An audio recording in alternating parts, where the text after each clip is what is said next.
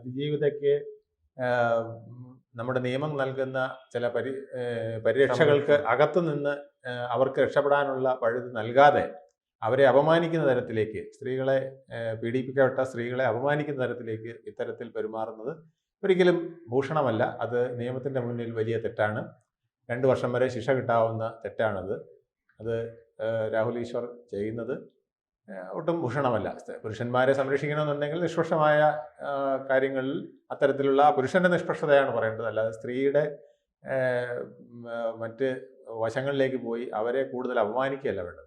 പുരുഷൻ്റെ നിഷ്പക്ഷത എന്താണ്? പുരുഷൻ എന്തുകൊണ്ട് അവിടെ പീഡിപ്പിക്കപ്പെട്ട പുരുഷൻ അല്ലെങ്കിൽ പ്രതിയാക്കപ്പെട്ട പുരുഷൻ എന്തുകൊണ്ട് അയാൾക്ക് പരീക്ഷ നൽകണം എന്നുള്ളതിനെക്കുറിച്ച് പറയാം. പക്ഷേ അതിൻ്റെ അതിജീവിതയെ നമ്മൾ ഒരുപാട് മോശമായിട്ട് പരാമർശിക്കുമ്പോൾ അത് തീർച്ചയായിട്ടും സ്ത്രീയുടെ മൊറാലിറ്റിക്കും മൊഡസ്റ്റിക്കും ഒക്കെ എഗൻസ്റ്റായിട്ട് കൂടി അത് വരുന്നുണ്ട്. ഈ രാഹുൽ മാങ്കൂട്ടവുമായി ബന്ധപ്പെട്ട് പരിശോധിക്കുകയാണെങ്കിൽ അദ്ദേഹത്തെ വളർത്തിയത്, ഈ പ്രതിയെ വളർത്തിയ നേതാക്കൾ ഷാഫി പറമ്പിലായാലും ഇ ഡി സതീശനായാലും ഇദ്ദേഹത്തെ പിന്തുണയ്ക്കാൻ രംഗത്ത് വരുന്നില്ല. പക്ഷേ ഒറ്റക്കെട്ടായി തന്നെ പലതവണ ഇപ്പോൾ അറസ്റ്റ് ചെയ്ത് കൊണ്ടുപോകുന്നതിനിടയിൽ തന്നെ അദ്ദേഹം മാധ്യമങ്ങളോട് പറയുകയാണ്. കൂടുതൽ വാർത്തകളും വിശേഷങ്ങളും നിങ്ങളിലേക്ക് എത്താൻ ABC മലയാളം സബ്സ്ക്രൈബ് ചെയ്യുക, ബെൽ ബട്ടണും അമർത്തുക.